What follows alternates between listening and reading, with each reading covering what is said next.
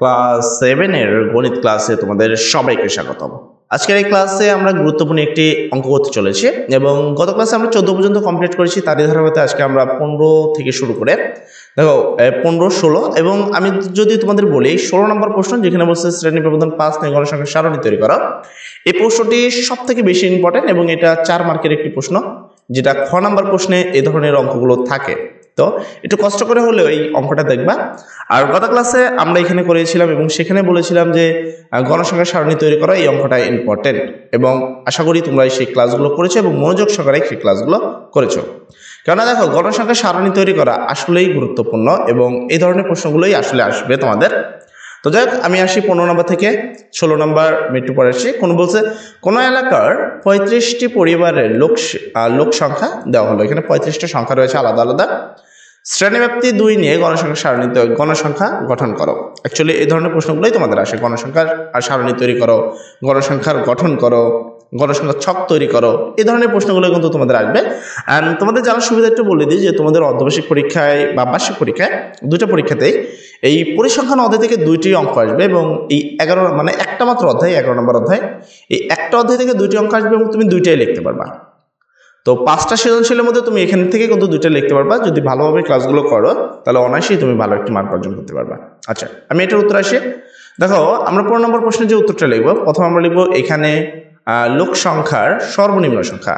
একটা সারণী তৈরি করার জন্য সর্বপ্রথম কি শ্রেণী সংখ্যা দরকার, মানে কতগুলো লাইন টানবো এটার জন্য শ্রেণী সংখ্যা দরকার। আবার শ্রেণীর সংখ্যার জন্য পরিসর দরকার। আবার এই পরিসরের জন্য সর্বনিম্ন এবং সর্বোচ্চ সংখ্যা দরকার। তার মানে প্রথম আমাকে সর্বোচ্চ সংখ্যা এবং সর্বনিম্ন সংখ্যা বাই করতে হবে, তারপর পরিসর বাই করতে হবে, তারপরে কি পরিসংখ্যা মানে শ্রেণী সংখ্যা বাই করতে হবে। দেন আমরা ছক তুলে কাজ করতে পারবো। এই জন্য তুমি এখানে দেখতে পাচ্ছ, এখানে লোক সংখ্যার সর্বনিম্ন সংখ্যা হলো 2 এবং সর্বোচ্চ সংখ্যা মানে হলো 10। সুতরাং উপাত্তের পরিসর 10 - 2 মানে সর্বোচ্চ সংখ্যা মাইনাস সর্বনিম্ন সংখ্যা প্লাস n, সর্বোচ্চ সংখ্যা 10 মাইনাস সর্বনিম্ন সংখ্যা 2 প্লাস 1 = 9।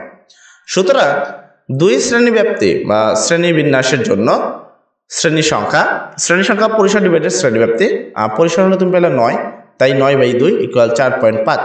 এবার যখন আমি 4টা ঘর টানবো আর একটা যখন দাগ টানতে যাবো তখন সেটা কিন্তু 5টা দাগ হয়ে যাবে। তখন ওই 4.5 দাগ বা খোপ টানা সম্ভব হয় না। আমরা খোপ সবসময় পরিপূর্ণ টানতে হয় একটা নাইলে একটা কম। তো যেহেতু এখানে 4-এর থেকে বেশি বলছে, তাই আমরা 4-এর থেকে বেশি দাগ টানতে গেলে 5টা দাগ হয়ে যাবে। তাই আমরা এখানে লিখবো অতএব শ্রেণী সংখ্যা হবে 5টি, কারণ না পয়েন্ট মান নেওয়া সম্ভব না। তো এরপরে আমরা লিখবো প্রদত্ত উপাত্তের গণসংখ্যার সারণী। তো তুমি এখানে টোটাল 5টা পেয়েছি, 7টা দাগ দিবা, উপরে একটা এক্সট্রা দিবা এবং নিচে একটা এক্সট্রা দিবা, আর এই মাঝখান বরাবর 5টা দাগ দিবা। আর যদিও গণসংখ্যার সারণী এটা এইভাবে রয়েছে, তোমরা এরকম ছক করে দিবা, মানে স্ট্রেটলি দাগ টেনে দিবা। ঠিক আছে, গণসংখ্যার সারণী তোমাদের জন্য নিয়ম হলো এটাই যে দাগ টেনে দিতে হয় তোমাদের। তো একটু কষ্ট করে হলেও তোমরা এর মাঝখান পয়েন্ট বরাবর টোটাল দাগ টানবা এবং দাগ টানবা কয়টা? 7টা দাগ টানবা, উপরে আর নিচে একটা বাদ আর মাঝখানে 5টা। এবার সারণীটা ঠিক রয়েছে। আচ্ছা, এবার কথা হলো তোমার কত থেকে শুরু করতে হবে? সবচেয়ে ছোট সংখ্যা কত? সবচেয়ে ছোট সংখ্যা হলো 2, তার মানে 2 থেকে শুরু করতে হবে। শ্রেণী ব্যবধান নিতে হবে 2, তার মানে 2 থেকে 3, এটা 2 আর 3 দুইটা সংখ্যা। শ্রেণী ব্যবধান মানে 2টা সংখ্যা নিতে হবে। তাহলে 2 একটা সংখ্যা, 3 একটা সংখ্যা, 2 3। 3-এর পরবর্তী সংখ্যা 4, আর ব্যবধান নিলে 5, 5-এর পরবর্তী সংখ্যা 7, 7-এর পরবর্তী সংখ্যা 8। এভাবে তোমরা এই যে সিরিয়ালটা রয়েছে এই সিরিয়ালটা তোমাদের নিতে হবে। কিভাবে নিবা?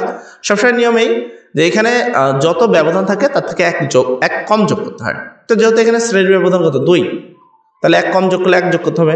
তাহলে 2-এর সাথে 1 যোগ করলে 3, 3-এর পরবর্তী সংখ্যা 4, এবার 4-এর সাথে 1 যোগ করলে 5, 5-এর পরবর্তী সংখ্যা 6, 6-এর সাথে 1 যোগ করলে 7, 7-এর পরবর্তী সংখ্যা 8, 8-এর সাথে 1 যোগ করলে 9, 9-এর পরবর্তী সংখ্যা 10, 10-এর সাথে যোগ করলে 1, হয়ে গেল আমার 5টা ঘর পূরণ।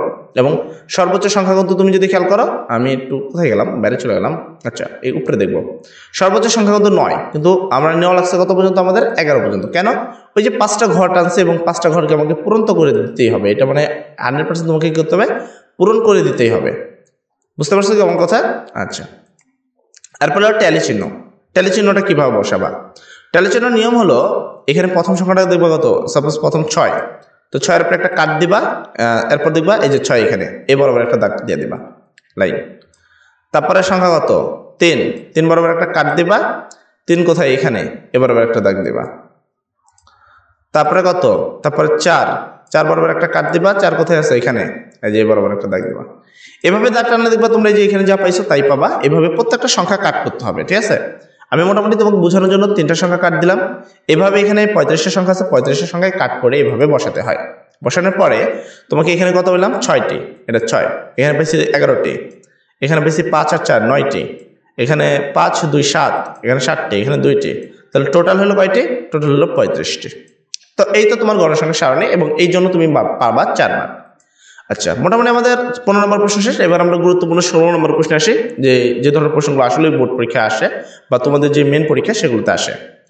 দেখা গেছে বলছে 30 জন শ্রমিকের ঘন্টা প্রতি মজুরি নিচে দেওয়া হলো, মানে এখানে 30টা সংখ্যা আলাদা আলাদা 30টি সংখ্যা এখানে রয়েছে। আচ্ছা, শ্রেণী ব্যবধান 5 নিয়ে গণসংখ্যা সারণী তৈরি করো। ম্যাক্সিমাম প্রশ্ন এটাই থাকে যে শ্রেণী ব্যবধান 5 নিয়ে গণসংখ্যা সারণী তৈরি করো, 2 নিয়ে না, 5 নিয়ে থাকে। তো আমরা সেম হইতে করবো, যেরকম আমরা বললাম যে পরিসর বাই করতে হবে। আগে তো সবচেয়ে ছোট সংখ্যা এবং সবচেয়ে বড় সংখ্যা বাই করবো, এখান থেকে সবচেয়ে ছোট সংখ্যা এবং সবচেয়ে বড় সংখ্যা বাই করবা। তো সমাধানে এখানে মজুরি সংখ্যার সর্বনিম্ন সংখ্যামান 20 এবং সর্বোচ্চ সংখ্যামান 50। সুতরাং উপাত্তের পরিসর সর্বোচ্চ সংখ্যা মাইনাস সর্বনিম্ন সংখ্যা প্লাস 1। তো সর্বোচ্চ সংখ্যা হলো 50 মাইনাস সর্বনিম্ন সংখ্যা হলো 20 প্লাস 1। তাহলে 50 থেকে যদি 20 বাদ দাও তাহলে থাকে 30 আর যোগ করলে 31। সুতরাং 5 শ্রেণী বিন্যাসের জন্য শ্রেণী সংখ্যা পরিসর ডিভাইডেড শ্রেণী ব্যবধান। তো পরিসর কত 31 আর শ্রেণী ব্যবধান 5। 31কে 5 দ্বারা ভাগ দিলে হয় 6.2। কিন্তু আমি আগেও বললাম যে পয়েন্ট দাগ কখনোই দেওয়া সম্ভব না। 6 এর পর যখন আমি একটা দাগ দিব তখন এটা 7টা দাগ হয়ে যাবে, 6.2 দাগ দেওয়া তো পসিবল না। তাই 6 এর পরবর্তী সংখ্যা 7, আমরা লিখব অতএব শ্রেণী সংখ্যা হবে 7টি। তো যত এখানে 7টি হয়েছে আমরা 2টা দাগ উপরে এবং নিচের জন্য একটা করে বেশি নিব, তাহলে 7টি টোটাল দাগ দেবো 9টি। এখানে উপরে একটা, এখানে একটা, আর এখানে দেখো 7টা দাগ দেওয়া রয়েছে। তো দাগগুলো আমরা দিয়ে দিলাম, ঠিক আছে। এভাবে তোমরা কি করবে, দাগগুলো বসিয়ে নেবা। আমি দাগগুলো বসিয়ে দিচ্ছি। এই জায়গায় দাগগুলো দেওয়া নাই, জাস্ট এরা মানে গাইডে যে কাজটা করা থাকে অনেক ক্ষেত্রে পিডিএফগুলোতে তোমার কি এই ইজিলি ভাবে তারা করে দেয়, এই দাগগুলো দেয় না। কিন্তু এভাবে যদি তুমি করো তোমার স্যার কিন্তু ভুল করতে পারে। তাই আমি চাই না যে আমার কোনো যারা আমার ভিডিও দেখে বা যারা আমার থেকে শিখছে তারা বিন্দুমাত্র কোনো ভুল করুক, তারা একবারে অ্যাকুরেটলি শিখুক। আচ্ছা, এখানে তুমি লিখবা মজুরির শ্রেণী, যেটা অ্যাকচুয়ালি প্রশ্নে দেওয়া থাকে মজুরির শ্রেণী, অথবা তুমি এটা শ্রেণী ব্যাপ্তিও লিখতে পারো। তারপর ট্যালি চিহ্ন গণসংখ্যা। এবার কথা হলো মজুরির শ্রেণী ব্যবধান কত ধরতে হবে 5। সবচেয়ে ছোট সংখ্যা কত? সবচেয়ে ছোট সংখ্যা 20। তাহলে 20 এবং যেহেতু 5 ব্যবধান তার থেকে কম নেবা। সবচেয়ে ছোট সংখ্যা কত? 20 না? তুমি এখানে চাইলে কি 20 থেকে কিন্তু শুরু করতে পারো, কিন্তু তুমি যদি এখানে খেয়াল করো এরা কিন্তু 16 থেকে শুরু করছে। শুরুটা কত থেকে করা হয়েছে? 16 থেকে। এখানে সর্বনিম্ন সংখ্যা 20, তুমি চাইলে 20 থেকেও শুরু করতে পারতা, কোনো সমস্যা নেই। যেমন আমি আগেরটাই দেখেছিলাম 2, তুমি দেখো আগের যে অ্যান্সারটা সেটা কিন্তু 2 থেকে শুরু করা হয়েছে। কিন্তু এবার দেখো এবার যে 20 আছে অ্যান্সারটা কিন্তু 20 থেকে শুরু হওয়া উচিত, কিন্তু তারা কি 20 থেকে শুরু করেনি, 16 থেকে শুরু করছে। আচ্ছা, আমি কি ভুল বললাম কোনো জায়গায়? সর্বনিম্ন সংখ্যা 20। আচ্ছা, সর্বনিম্ন সংখ্যা 20, তাহলে এখানে কি মানে 20 থেকে শুরু করলে কিন্তু হতো, কিন্তু এরা কি 16 থেকে 20 লিখেছে। মেন কথা 20 আছে, তার নিচ পর্যন্ত তারা যে কোনো সংখ্যা ইউজ করতে পারে। তুমি 20 থেকে শুরু করতে পারো, কোনো প্রবলেম নেই। আচ্ছা, এরা 16 থেকে করছে, তো আমি 16 থেকে দেখাচ্ছি। 16 5 ব্যবধান মানে 4 যোগ করতে হবে। 16 সাথে 4 যোগ করলে 20, 20 এর পরবর্তী সংখ্যা 21, 21 এর সাথে 4 যোগ করলে 25, 25 এর পরবর্তী সংখ্যা 26, 26 এর সাথে 4 যোগ করলে 30, 30 এর পরবর্তী সংখ্যা 31, 31 এর সাথে 4 যোগ করলে 35, 35 এর পরবর্তী সংখ্যা 36, 36 এর সাথে 4 যোগ করলে 40, 40 এর পরবর্তী সংখ্যা 41, 41 এর সাথে 4 যোগ করলে 45, 45 এর পরবর্তী সংখ্যা 46, 46 এর সাথে 4 যোগ করলে 50। এগুলো সংখ্যা। এরপর আমি তোমাকে যে ওয়েতে ট্যালি চিহ্ন দেখালাম সেভাবে যদি ট্যালি দাগগুলো টানো, তো এটা দাগ পড়বে 3টে, 16 থেকে 20 পর্যন্ত। 21 থেকে 25 পর্যন্ত পাবা 5টে, 26 থেকে 30 পর্যন্ত পাবা তোমরা 5টে, 31 থেকে 35 পর্যন্ত পাবা তোমরা 6টে, 36 থেকে 40 পর্যন্ত পাবা 6টে, 41 থেকে 35 পর্যন্ত পাবা 2টে, 46 থেকে 50 পর্যন্ত পাবা 3টা, টোটাল হলো 30টে। ঠিক আছে, এই যে গণসংখ্যা সারণী এতটুকু যদি তুমি ঠিকঠাকভাবে করে দিয়ে আসতে পারো তাহলে 100% গ্যারান্টি থাকো তুমি 4 মার্ক পাবা। তো এই 16 নম্বর প্রশ্নটি কিন্তু আসলে খুবই গুরুত্বপূর্ণ ছিল। অবশ্যই প্রশ্নগুলো খুব ভালোভাবে দেখবা এবং সুন্দর করে সমাধান করবা, কেননা এই ক্লাসগুলো যত ভালো করে করবা তুমি কিন্তু তত ভালো একটি মান অর্জন করবা। আর কোনো একটা অধ্যায় গুরুত্ব দাও না দাও, অন্তত পরিসংখ্যানে অবশ্যই গুরুত্ব দেবে, খুব মনোযোগ সহকারে গুরুত্ব কাজ করবা। কেননা পরিসংখ্যান থেকে যেহেতু 2টা সৃজনশীল প্রশ্ন আসবে, তুমি এই 2টা লিখলে মিনিমাম পাস তো করবা। তো আমি চাই না মানে জাস্ট গাইডের ভুলের কারণে বা তোমাদের গাইডলাইনের ভুল গাইডলাইনের কারণে তুমি করো। একবার প্রথম থেকে না করে তুমি এভাবে বাছাইকৃত করলে তোমার মার্কটা অনেক ভালো আসবে ইনশাল্লাহ। সবাই ভালো থাকবে, সবার জন্য দোয়া করি। আসসালামু আলাইকুম।